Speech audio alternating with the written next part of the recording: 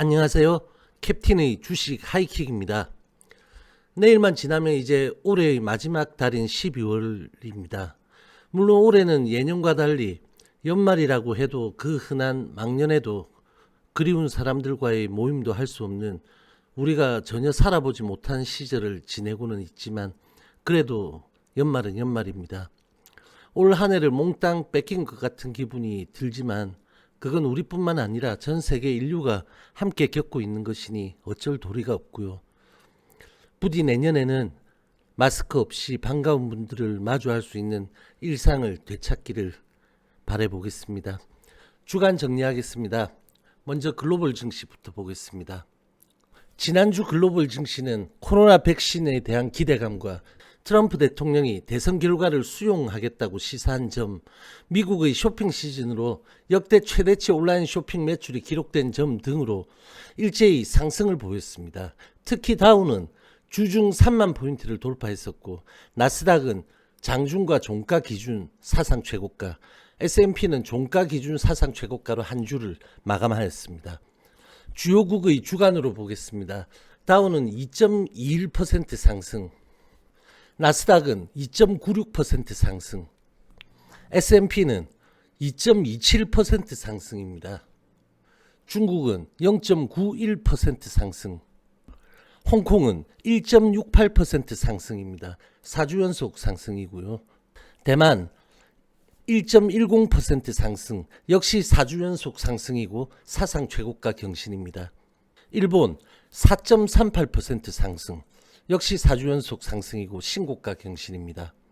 호주 1.14% 상승, 4주 연속 상승입니다.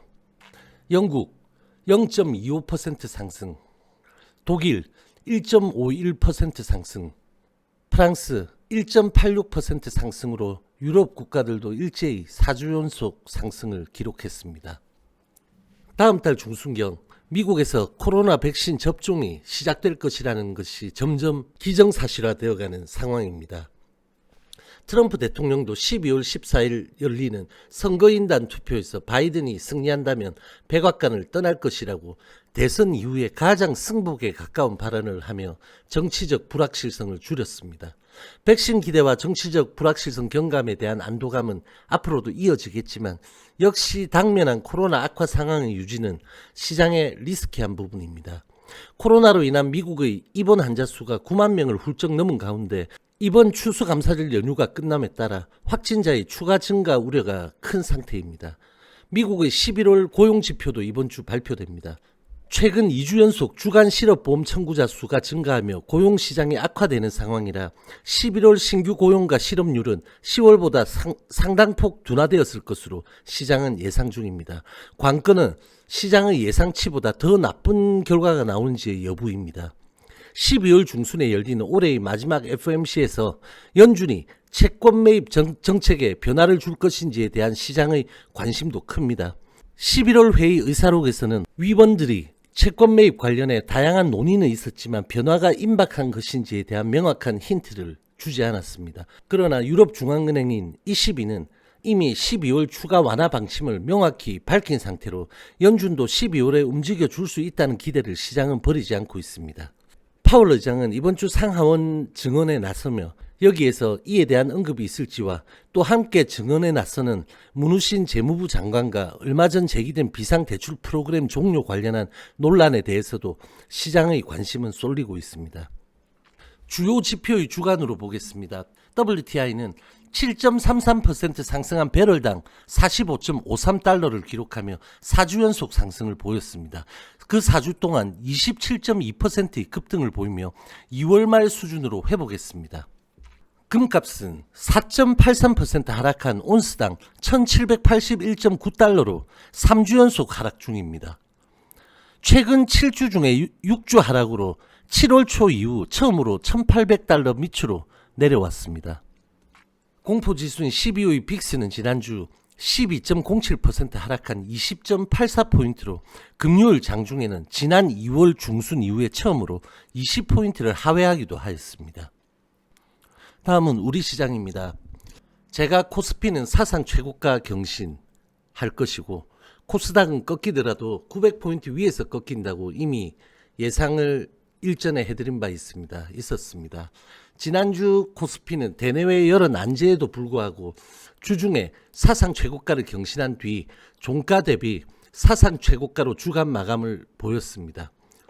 코스닥은 화, 수요일 코스피와 디커플링의 조정을 짧게 보인 뒤에 목요일, 금요일 다시 강하게 돌리며 900포인트까지 불과 1.6% 남은 자리입니다. 주간으로는 코스피 3.13% 상승으로 4주 연속 상승 양봉이고 내일 하루가 남았지만 11월 월간으로는 16.16% 급등인 상태로 이 수치는 2000년 1월의 22.45% 급등 이후 약 20년 만의 최대치 월간 상승률입니다. 코스닥은 주간으로 1.77% 상승으로 4주 연속 상승이고 월간으로는 11.72% 상승을 보이고 있는 상태입니다. 지속적인 약달러에 의한 원화 강세가 이어지는 환율 환경 속에서 외국인은 코스피에서 11월에만 7조 4,310억의 매수를 진행 중입니다. 기관은 2조 1,850억의 매도를 기록 중입니다. 지난주에는 코스피에서 외국인은 2조 매수, 기관은 1조 9,524억의 매도를 보였습니다. 주 후반 코스피의 외인 매수 강도가 다소 약화되는 모습이 감지되었습니다. 코스닥에서 11월에 외국인은 9천억 매수, 기관은 6,242억 매도를 보이고 있고 지난주에는 외국인은 4,398억 매수, 기관은 3,414억 매도입니다. 외국인은 선물에서도 11월 한 달 동안 4조 2천억 이상의 매수를 보이고 있습니다. 사상 최고가 영역에 있는 코스피는 이제부터 예측의 영역이 아니라 대응의 영역입니다. 외국인의 기록적 매수 행렬, 한국은행의 올해 GDP 성장률에 대한 컨센을 완화한 점, 그리고 실적 기대감을 기반으로 하는 펀더멘탈 훼손이 없다는 점 등이 코스피의 고점이 지금부터 더 높아질 수는 있겠으나 외인 수급이 돌아서는 순간 고점에 의한 레벨 부담과 현실에 대한 자각, 그리고 사상 최고가에 있는 대형주들의 차익 부담은 상존하고 있습니다. 코스닥은 900포인트를 장악한다면 역시 사상 최고가로 눈을 돌리는 흐름의 전개가 예상됩니다. IT는 기본으로 깔고 제약바이오에 의해 움직이는 코스닥 지수의 구조상 제약바이오의 재강세가 나타나야 하는 것은 필연적이지만 연중 크게 강세를 보인 종목들이 다시 지수 고점을 견인한다는 예상보다는 제약바이오 섹터의 다른 모멘텀 발생을 기대해 보겠습니다. 기관의 양시장 매도는 지속적이고 있지만 12월 초중부터 기관 수급의 전환도 기대할 수 있습니다. 그리고 배당 수급의 유입도 가능합니다. 기관 수급이 턴할 때 외국인 수급의 변심 여부는 가장 눈여겨봐야 합니다. 주요 지표의 주간으로 보겠습니다. 원달러는 11.1원 하락한 1103.2원으로 1100원 대마디 테스트를 남겨두고 있습니다. 11월 월간으로는 31.9원 2.94% 하락인 상태로 6개월 연속 하락으로 6개월간 무려 135.3원 11%의 하락 상태로 절대적인 원화 강세 상황입니다.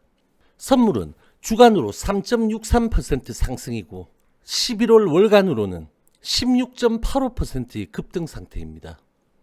코스피 빅스는 주간으로 2.34% 상승으로 증시의 최고가에 대한 변동성 시그널을 주고 있고 11월 월간으로는 38.5%의 장대 음봉 상태로 코로나로 인한 빅스 급등 이후에 가장 하락률이 큰 11월을 기록하고 있습니다. 오늘은 일반적인 종목이 아닌 거래 정지 중으로 내일 상패 심사를 받게 되는 신라젠을 잠시 이야기해 보겠습니다. 코스닥 바이오의 대스타였던 신라젠의 기업심사위원회가 내일 열립니다. 5월 초 이후 6개월 이상 거래 정지 상태가 이어지고 있는 신라젠이 기심위에서 받을 수 있는 결정은 3가지입니다. 거래 재개, 상장 폐지, 추가 개선 기간 부여, 이 3가지가 있습니다. 신라젠 주식 보유 비율의 87% 이상을 가지고 있는 16만 8천 명의 개인 주주들이 현재 어떤 마음일지 알 것 같습니다. 상패로 결정이 난다면 이의 제기를 통해 15일 이내 다시 한번 더 기심위가 열리고 거기서도 상패로 결정이 난다면 정리매매에서 매도하는 방법뿐입니다. 상장 이전부터 상당한 인기몰이를 했던 신라젠은 상장 후 만원을 기준으로 약 6개월 동안 등락을 하다가 2017년 5월부터 본격적으로 움직이며 약 6개월 만에 15배의 급등을 보였습니다. 이 당시 HLB가 신라젠의 급등에서 펀더멘탈이 비교되며 동반 급등하는 상황도 있었습니다. 이후 이렇게 쌍봉을 주고 크게 꺾였고 2018년 9월 다시 짧게 작업을 보였고 작년에는 하락이 지속되다가 8월 초 임상 중단 권고를 받으며 하한가 3방을 맞게 됩니다. 일봉으로 여기죠. 이 시기가 바이오의 암흑기였습니다. 6월 LB, 8월 신라젠, 10월 헬릭스미스. 이후 9개월간 세력의 탈출을 위한 움직임이 이렇게 몇 차례 나옵니다. 그러다 5월 4일 거래 정지가 되었고 그 뒤 문은상 씨는 구속 수감인 상태입니다. 시장의 반응은 초기 뜨거웠지만 업계 일각에서는 팩사백의 이러한 결과에 대해 상장 초기부터 부정적 시각이 있었던 것도 사실입니다. 충분히 매를 맞은 상황입니다. 한때 장중 기준으로 시총이 9조 9천억이 넘어갔던 신라젠이 다시 한번 기사회생할 수 있는 기회가 주어지기를 진심으로 기원하는 마음입니다. 다음은 HLB입니다. 지난주 LB는 294만 주의 적은 주간 거래량으로 3.85% 하락한 음봉 주봉으로 5주 만의 음봉을 기록했고 월간으로는 현재 957만 주의 18개월 만에 가장 적은 거래량으로 강보합 흑도지 상태입니다. 화요일 수요일의 제약바이오 조정에 연동한 음봉이 나온 뒤에 목요일 짧은 양봉 그리고 금요일 수급 이벤트에 의해 시장과 제약바이오 강세장에서 1%대 초반의 하락 양봉으로 하단을 지지했습니다. 이 수급 이벤트에 대해서는 김하용, 김성철 씨의 보호예수 해제 물량이라고 금요일 말씀드렸습니다. 이 물량을 신한 공매도라고 확정짓고 설명하는 경우들이 아주 많은 걸 확인했는데 이렇게 첨예한 상황에서는 정확하지 않은 이야기들 하나하나가 수급에 큰 짐이 됩니다. 김하용, 김성철 씨의 물량이면 수급 이벤트를 잘 소화하고 가벼워지는 것이고 일각의 주장대로 신한 공매도라면 수급 부담은 더 가중되는 것입니다. 이렇게 매도가 나오면 거기에 대한 철저한 분석 없이 무조건 공매도로 갖다 붙이는 것에 대해서 이야기 드릴 게 많지만 하지 않도록 하겠습니다. 하지만 이것은 아시기 바랍니다. 그렇게 이분법으로 흑백 논리로만 이야기할 정도로 시장의 구조가 단순하지 않습니다.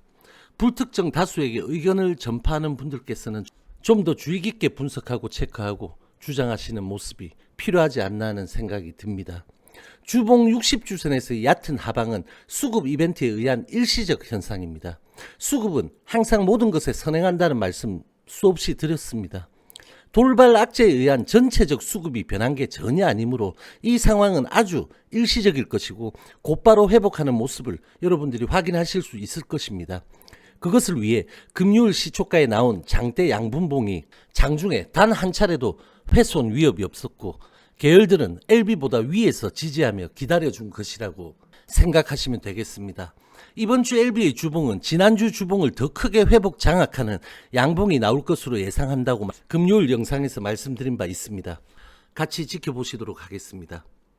HLB 생명과학입니다. L생은 지난주 399만 주의 적은 거래량으로 1.11% 하락한 꼴이 있는 음봉 도지 주봉을 보였습니다. 11월 월간으로는 4개월 만의 최저 거래량이자 지난달의 40%에도 못 미치는 1474만 주의 적은 거래량으로 2.1% 상승 중인 짧은 양봉 상태입니다. 최근 자체적 모멘텀 없이 LB의 눈치를 보며 움직이는 극단적인 연동 상황을 유지 중이지만 금요일의 지지 모습은 의미가 큽니다. 26,000원 여기 지지를 확인한 상태에서 28,000원 저항도 테스트한 이 구간 안에서 수렴이 이루어진 상태로 LB의 움직임을 기다리고 있는 예민한 모습입니다. LB와 함께 대량 거래량을 수반하는 돌파 중량봉이 좋은 시그널이 될 것입니다.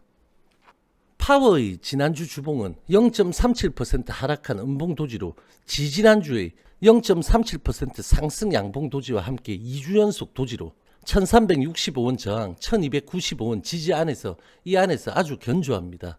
LB의 수급 이벤트에도 파워가 보인 금요일의 지지력, 최근 한 달 이상의 박스권 수렴, 그리고 매집 상황 등으로 상당히 좋아 보인다는 의견을 드리겠습니다.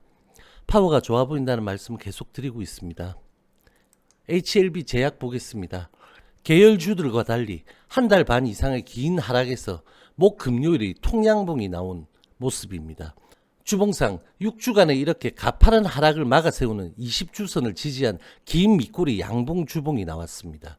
계열 대비 연동력이 50% 수준이었던 점은 시트리 시절부터 몇 년간을 별 움직임이 없다가 이렇게 9월 초급등으로 이격이 극단적으로 벌어졌기 때문에 불가피한 거라고 이미 말씀드렸습니다. 제약의 역배열 후 다시 단기선이 턴하는 수렴을 계열주들이 기다려주며 길게 누워왔는 건지에 대해 이제 확인할 수 있는 시간이 다가왔다고 볼 수 있겠습니다. 불확실성을 극도로 내포한 이슈가 이번 주에는 존재하지 않습니다. 글로벌 시장과 우리 시장은 공히 코로나 상황과 백신 기대감에 따라 움직일 것이고 우리 시장은 현재 검토 중인 사회적 거리두기 격상 여부에 따라 섹터별로 영향을 받을 것으로 보입니다. 시장은 때로는 아주 긍정적인 상황 속에서도 향후 닥쳐올 부정적인 상황을 걱정하며 거기로 움직이고 때로는 아주 부정적인 상황 속에서도 향후의 긍정적인 상황을 기대하며 거기로 움직입니다. 후자가 바로 올해 하반기와 최근의 모습인 것이죠. 지수가 오른다고 누구나 승자가 될 수는 없습니다. 각 포지션마다 결과가 천차만별로 나타나고 있고 그것이 일부에 의한 지수 왜곡 현상입니다. 그렇지만 지금 계좌가 좋지 못하다고 패배한 것은 아닙니다. 시장은 영원히 열릴 것이고 장갑을 벗고 게임이 끝났을 때 웃는 자가 승자입니다. 아직 게임은 전반일 뿐입니다. 오늘 영상 여기까지 하겠습니다. 휴일 남은 시간 편하게 보내시기 바랍니다. 저와 함께 여러분들의 성투는 계속될 것입니다. 화이팅!